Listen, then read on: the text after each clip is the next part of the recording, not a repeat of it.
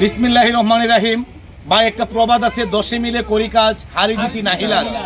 আমাদের এই মানবিক টিম ভাই এমন একটা পর্যায়ে আজকে দাঁড়াইছে, সবই আপনাদের ভরসায় ভাই। প্রবাসী রেমিটেড যোদ্ধা ভাইয়েরা, আপনাদেরকে উল্লেখ করে এই ভিডিওটা করলাম ভাই আজকে। এই যে দেখেন ভাই, 60-70 বছরের একজন মার বয়সী মহিলা ভাই হাত জোর করে আপনাদের সামনে দাঁড়ায় রয়েছে ভাই। কোন সময় একটা মানুষ হাত জোর করে জানেন? যার আর কোনো বাঁচার অবলম্বন থাকে না ভাই। একটা মানুষের বেশি কিছু চায় না ভাই, উনি বেশি কিছু চায় না আপনাদের কাছে। সাধারণ যেন স্বাভাবিকভাবে জীবনযাপন করতে পারে, সুন্দরভাবে থাকতে পারে, একটা ঘর চায় ভাই। এই যে দেখেন ঘরটার অবস্থা, অনেক দিনের আগের একটা ঘর।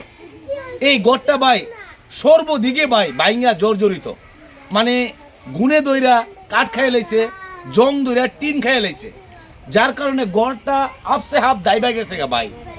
আমরা গত সপ্তাহের যে ভিডিওটা দেখা সাতবর্গ গ্রামের অলি ভাই 12টা পালা সহযোগিতা করছে, আলহামদুলিল্লাহ। ঘরের যে প্রথম দরকার ফালা, এই ফালার ব্যবস্থা হয়ে গেছে গা ভাই। এখন কোন জিনিসটার দরকার? যদি কেউ টিন দিতে চান, ওনাকে একবার টিন দিয়ে সহযোগিতা করতে পারেন। আর যদি কেউ কাঠ দিতে চান, তাহলে যত ফুট কাঠ লাগে ভাই, ওনাকে এই কাঠগুলা দিয়ে সহযোগিতা করতে পারেন ভাই। লুয়া টোয়া লাগবে, এমনকি মিস্ত্রি মজুরি সহ আরো কিছু টাকা লাগবে ভাই। আপনারা যদি ভিডিওটা শেয়ার করে দিন, যদি আমার প্রবাসী ভাইয়েরা ধনবান ব্যক্তিরা দেখে ভাই, অবশ্যই ওনার ঘর ভাই এরকম থাকবে না, ঘর নতুন টিনে হবে ইনশাল্লাহ। নতুন টিনের নিচে উনি থাইকা নামাজ পড়ে আপনাদের জন্য দোয়া করবে। আপনাদের প্রবাসীদের থাকেন আপনারা, প্রবাসী আপনার শরীর স্বাস্থ্য সব কিছু ভালো রাখবে ভাই ওনার দোয়াতে।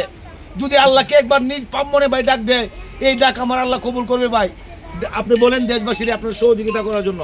আপনারা আমাদের সহযোগিতা করেন আল্লাহর রাস্তে। আল্লাহর রাস্তে ভাই যেতেছে। আলামিন মামা কি দেখলেন ঘরের অবস্থাটা? আসলে প্রিয় দর্শক, ঘরের অবস্থাটা খুবই খারাপ।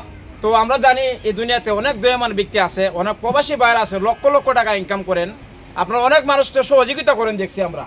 তো আজকে আপনাদের কাছে একটাই দাবি, আমরা বলবো এই অসহায় মাকে একটু সহযোগিতা করুন।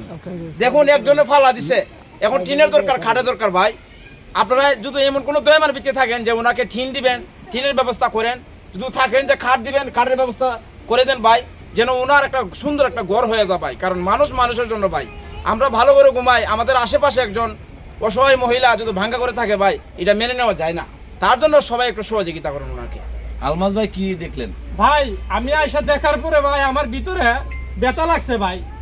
আমি যখন আয়সা দেখছি, দেখার পরে দেখি ভাই চারপাশে এমন ভাঙ্গা। আসলে এই ভাঙ্গাগুলো এখন আপনাদেরকে দেখাইতে পারতেছে না, নেক্সট একটা ভিডিও দিব, এই ভিডিওর মাঝে আপনারা দেখতে পারবেন এই ঘরের কতটুক ভাঙ্গা কি আসে সব কিছু এটার মাঝে থাকবে।